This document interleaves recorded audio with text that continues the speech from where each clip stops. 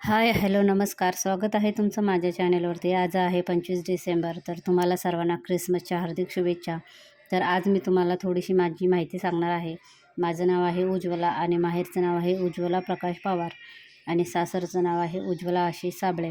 माझं माहेर आहे जिल्हा रायगड, तालुका खालापूर, कर्जत आणि चौकच्यामध्ये छोटंसं गाव आहे, ते माझं माहेर आहे.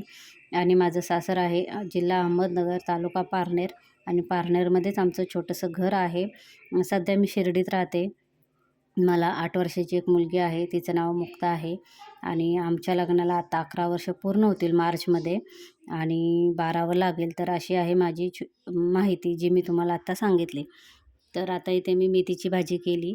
मेथीची भाजी एक जुडी आणली होती, तर ती खोडून तिची थोडीशीच झाली होती आणि जर ती तशीच फक्त मेथीची भाजी शिजवली असती तर एका माणसाला पुरेल एवढीच झाली असती. मग मी त्याच्यामध्ये थोडी मूग डाळ टाकली आणि एक बटाटा टाकला आणि आता ती मेथीची भाजी मी तयार म्हणजे शिजवली. मेथी झाल्यानंतर मी लगेच चपात्या घालून घेतल्या. चपात्यानंतर ज्वारीची भाकरी घातली. असं होतं सकाळचं माझं आजचं रुटीन.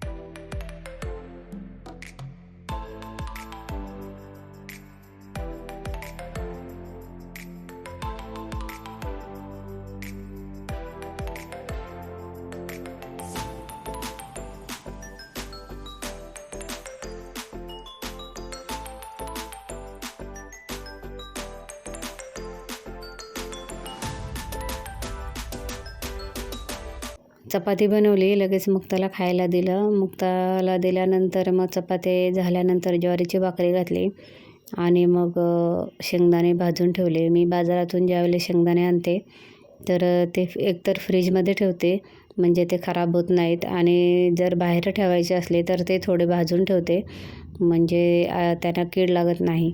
तर आता इथे सर्व शेंगदाणे मी 1 किलो आणले होते, ते सर्व भाजून घेते आणि त्यांना आज डब्यामध्ये गूळ शेंगदाणे खायचे आहेत. मग एका डब्यामध्ये त्यांना गूळ शेंगदाणे देते आणि बाकीचं राहिलेलं ते डब्यामध्ये मी भरून ठेवते. तर आता इथे त्यांचा डबा भरते मी. डब्यामध्ये शेंगदाणे घेतले, गूळ किसून टाकते.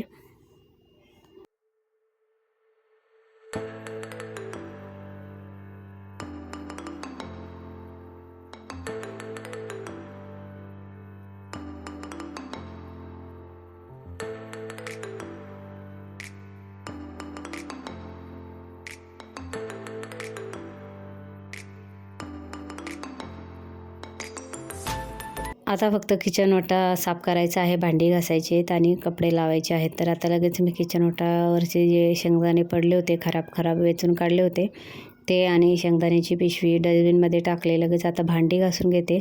भांडी घासून झाल्यानंतर लगेच किचन पुसून घेते, मग मशीन लावते.